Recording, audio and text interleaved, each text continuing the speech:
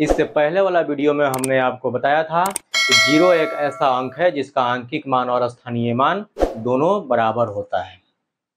ठीक है, और ये भी हमने बताया था कि इसके बाद वाला जो वीडियो आएगा उसमें हम बताएंगे कि आखिर बराबर क्यों होता है।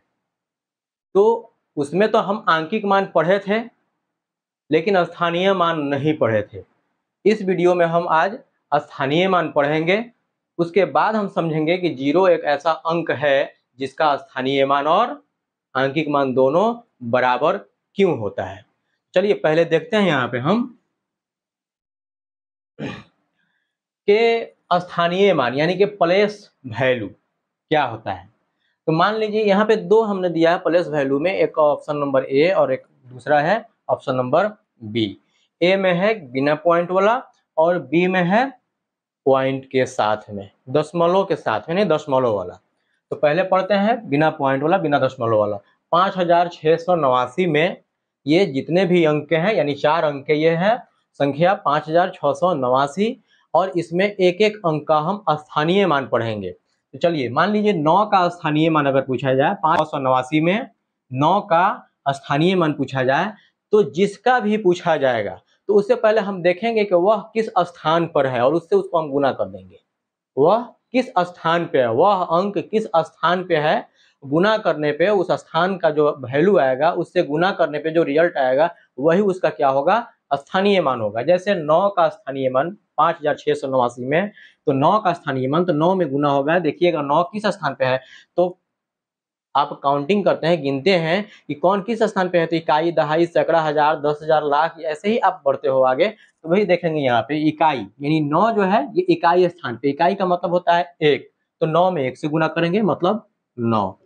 मतलब 9 का स्थानीय मान क्या हो जाएगा, 9 हो जाएगा। फिर उसके बाद 8 का स्थानीय मान पूछ रहा है यहाँ, तो 8 का स्थानीय मान, तो 8 से तो हम गुना करेंगे, 8 में ही गुना करेंगे, लेकिन ये किस स्थान पे है, जिस स्थान पे होगा उससे हम गुना करेंगे। तो देखते हैं ये इकाई, दहाई, दहाई मतलब 10, तो चलिए इकाई, दहाई, दहाई मतलब 10, 8 में हमने 10 से गुना किया तो ये 10 8 80, यानी 10 में 8 से गुना किया गया तो कितना हुआ, 80 आया। यानी कि इसमें 8 का स्थानीय मान क्या होगा, 80 होगा। वैसे ही 6 का स्थानीय मान पूछा जाए तो 6 में गुना करेंगे। देखिए इकाई, दहाई, सैकड़ा, तो ये सैकड़ा है, सैकड़ा मतलब 100, तो इसमें 100 से गुना होगा, ये 600 हो जाएगा। यानी कि इसमें 6 का स्थानीय मान क्या हो जाएगा, 600 हो जाएगा। फिर उसके बाद 5 है यहाँ पे, तो 5 में हम गुना करेंगे, लेकिन यहाँ पे काउंटिंग कीजिए आप, इकाई, दहाई, सैकड़ा, हजार, यानी 5 में 1000 से आप गुना कीजिएगा तो आएगा 5000, यानी 5689 में 5 का स्थानीय मान क्या हो जाएगा, 5000 हो जाएगा। फिर यहाँ ध्यान दीजिए, पिछले वीडियो में हमने आपको बताया था कि आंकिक मान के बारे में, यानी जिस संख्या में जिस अंक का आंकिक मान पूछा जाए वही अंक उसका क्या हो जाएगा, आंकिक मान होगा। मान लीजिए इसमें 6 का आंकिक मान पूछा जाएगा तो 6 ही आंकिक मान होगा, 8 का आंकिक मान पूछा जाए तो 8 ही आंकिक मान होगा। ठीक है, चलिए नेक्स्ट में हम चलते हैं पॉइंट वाला, दशमलव वाला में। इसमें दिया 543.218। याद रखिए पॉइंट के बाद जो भी संख्या होता है, जो भी अंक होता है, उसको हम अलग अलग बोलते हैं, एक एक करके बोलते हैं, यानी 543.218। अब इसमें जो है एक पॉइंट से पहले है और एक पॉइंट के बाद में है। तो पॉइंट से पहले वाला चलते हैं, तो ये क्या है, डायरेक्ट हम पढ़ रहे हैं 543, तो ठीक इसका प्रोसेस क्या होगा, तो जैसे अभी आपने पढ़ा 5689 में जिसका स्थानीय मान पूछा गया, ठीक वैसे ही ये भी है 543 में। तो 543 में 3 का स्थानीय मान, वही वाला प्रोसेस होगा पहले वाला। 543 में 3 का स्थानीय मान क्या हो जाएगा, तो 3 का, तो ये देखिए यहाँ से इसको पॉइंट के बाद वाला भी हटा दीजिए, ये दूसरा भाग हो गया। पॉइंट से पहले 543 है ये, तो 3 का स्थानीय मान 3। अब देखिए तो ये डायरेक्ट इकाई स्थान पे है, तो 3 में 1 से गुना किए तो 3 हो जाएगा, यानी 543.218 में 3 का स्थानीय मान 3 हो गया। फिर उसके बाद से 4 का स्थानीय मान, तो 4 गुना इकाई, दहाई, ये दहाई स्थान पर है, तो 4 गुना 10, 4 दही 40, ये 40 स्थानीय मान इसका हो जाएगा। वैसे ये 5 का स्थानीय मान अगर पूछा जाए इसमें, तो 5 गुना, देखिए तो इकाई, दहाई, सैकड़ा, यानी 5 गुना 100 करेंगे तो ये 500 हो जाएगा, यानी कि इसमें 5 का स्थानीय मान क्या हो जाएगा, 500 हो जाएगा। अब पॉइंट के बाद में हम चलते हैं, इसका दूसरा पार्ट इसमें ही है जो है दशमलव के बाद जो है इसमें चलते हैं। तो पॉइंट के बाद क्या है 2 1 8। अब आप याद कीजिए कहीं भी आप पढ़े होंगे या मैथ सोल्व करते होंगे, अगर पॉइंट या 0.2 अगर लिखा है और इसको आपको तोड़ना है तो क्या करते हैं, सबसे पहले पॉइंट के बाद जो अंक है उसको ऊपर लिखते हैं, ठीक। उसके बाद हम बट्टा देते हैं, उसके बाद पॉइंट के बदला में हम नीचे 1 देते हैं, यानी पॉइंट उड़ता है तो नीचे 1 आता है, ठीक है। उसके बाद हम देखते हैं कि कितना अंक है उतना 0 उस पर बैठाते हैं हम 1 पर, यानी पॉइंट के बाद में कितना अंक है 2, मतलब 2 है, 2 एक अंक है, लेकिन कौगो अंक है यहाँ, तो सिर्फ एक ठो अंक है, मतलब 1 0 बैठाएंगे, मतलब ये क्या हो गया 2/10 कटेगा, 2 एकम 2, 2 पचे 10 यानी 1/5 आ जाएगा, 2/10 यानी पॉइंट में हम ऐसे लिखते हैं उसको, ठीक है। तो चलिए इसमें भी वही यही जो है प्रोसेस है, यहाँ हम यूज करेंगे 0.218। देखिएगा इसमें 2 का यानी 2 बट्टा पॉइंट के बदले में हमने 1 दिया, और उसके बाद 2 के लिए देखा कि एक 2 के लिए पूछा जा रहा है यहाँ पे,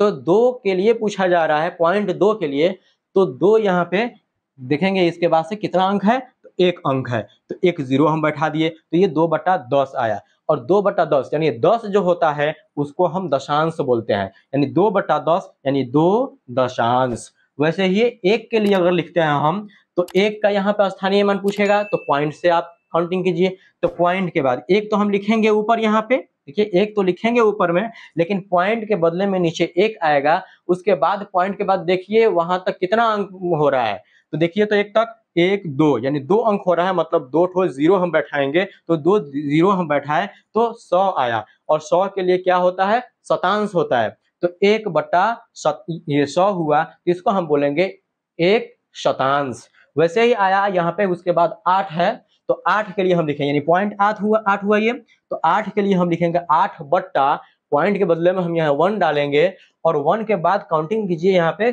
पॉइंट के बाद काउंटिंग कीजिए कितना अंक हो रहा है, तो 3 अंक हो रहा है, 1 2 3, तो 3 ठो हम क्या किए 0 बैठा दिए, यानी ये हुआ 1000, और 1000 के लिए लिखा जाता है सहस्त्रांश, क्या लिखा जाता है सहस्त्रांश लिखा जाता है, तो ये 8/1000 हुआ, यानी कि 8 सहस्त्रांश। याद रखिए कि 10 के लिए दशांश, 100 के लिए शतांश, और 1000 के लिए सहस्त्रांश होता है, ठीक है। अब चलिए यहाँ पे ध्यान दीजिए, अब हम यहाँ पे फिर चलते हैं, 0 एक ऐसा अंक है जिसका आंकिक मान और स्थानीय मान दोनों बराबर होता है, क्यों होता है, मान लीजिए अगर 503 हम लेते हैं, यहाँ पे 503 503, और 0 का स्थानीय मान और आंकिक मान कह रहा है बराबर होता है, तो यहाँ देखेंगे इसमें 0 का स्थानीय मान और आंकिक मान क्यों बराबर होता है, तो 0 का आंकिक मान आपने पहले ही पढ़ा हुआ है, आंकिक मान, आंकिक मान, तो 0 का आंकिक मान यानी किसी अगर कोई संख्या दिया हुआ है, हमने पहले ही आपको बताया है कि अगर संख्या दिया हुआ है और उसमें जिस अंक का आंकिक मान पूछेगा वही उसका आंकिक मान हो जाएगा, और 0 एक खुद अंक है, तो 0 का आंकिक मान क्या हो जाएगा 0 हो जाएगा। अब इसका जो है स्थानीय मान हम देखते हैं, क्या देखते हैं स्थानीय मान, 0 का स्थानीय मान, स्थानीय मान 0 का स्थानीय मान, तो 0 का स्थानीय मान ठीक यही वाला प्रोसेस है, हम लेंगे यहाँ पे निकालेंगे, तो चलिए 0 का स्थानीय मान, तो पहले उसके लिए तो हम लिखेंगे क्या 0 का स्थानीय मान के लिए हम तो 0 लिखेंगे, उसमें गुना करेंगे वो जिस स्थान पे होगा, तो देखिए तो इकाई दहाई यानी 10 दहाई स्थान पर है, मतलब 10, अब 10 से आप 0 में गुना कीजिएगा तो 0 ही ना होगा, यानी आपको पता है कि 0 एक ऐसा अंक है जिसमें किसी भी संख्या से किसी भी अंक से आप गुना कीजिए, चाहे वो प्लस हो या माइनस हो या दुनिया का कोई भी वस्तु हो या जो अंक भी हो, संख्या हो, कितना वो बड़ा संख्या हो, उससे आप गुना कीजिएगा तो क्या हो जाएगा 0 होगा। तो वही यहाँ भी है, 0 में ये 10वां स्थान पे यानी दहाई स्थान पे है, तो ये 10 से गुना किया गया इसलिए 0 हो गया, इसीलिए यहाँ पे कहा गया कि 0 एक ऐसा अंक है जिसका आंकिक मान और स्थानीय मान दोनों बराबर होता है।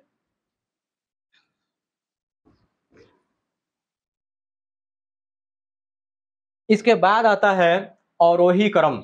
कहता है टॉपिक अवरोही क्रम और आरोही क्रम। अवरोही क्रम का मतलब होता है घटते क्रम,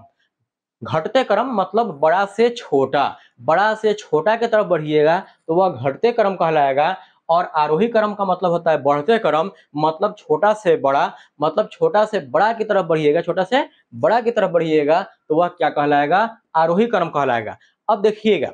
हम ट्रिक आपको एक बता रहे हैं, ये याद रखिएगा, ट्रिक कोई किसी किताब में नहीं मिलेगा। यहाँ आप ध्यान दीजिए कि अवरोही क्रम है, घटते क्रम है, अवरोही, अब बोलिएगा तो ही इसमें समझ में आएगा, अवरोही और आरोही। अवरोही जब आप बोल रहे हैं तो आपका मुंह पूरा नहीं खुल रहा है, मतलब छोटा ही रह जा रहा है,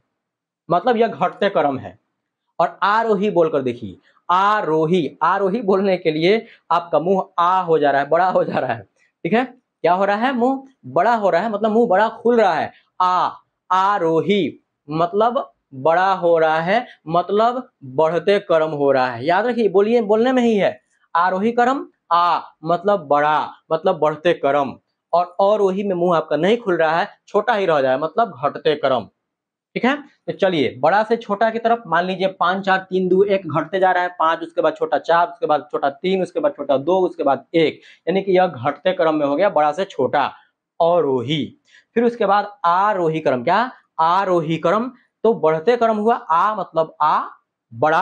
आपका मुंह हुआ बड़ा, मतलब बढ़ते क्रम हुआ, और छोटा से बड़ा हुआ तो 1 के बाद 2 बड़ा हुआ, 2 के बाद 3 ये बड़ा है, 3 के बाद 4 उसके बाद बड़ा हुआ 5, तो ये क्या हो गया, बढ़ते हुए क्रम हो गया, ठीक है। चलिए अब आपको जो है मैं एक क्वेश्चन देता हूं, यहाँ पे क्वेश्चन है ये कि 9 4 8 7 3 2 0, इसको जो है आपको बढ़ते क्रम में सजाना है और घटते क्रम में सजाना है। इसमें बढ़ते क्रम और घटते क्रम, इन दोनों में सजाना है, बढ़ते क्रम और घटते क्रम में सजाना है। अगर ये वीडियो अच्छा लगे, आप मेरे चैनल पर नए हैं तो प्लीज मेरे इस चैनल को सब्सक्राइब कीजिए, लाइक कीजिए, शेयर कीजिए और बेल आइकन पे जरूर प्रेस कीजिए ताकि सबसे पहले आपको इसका नोटिफिकेशन मिल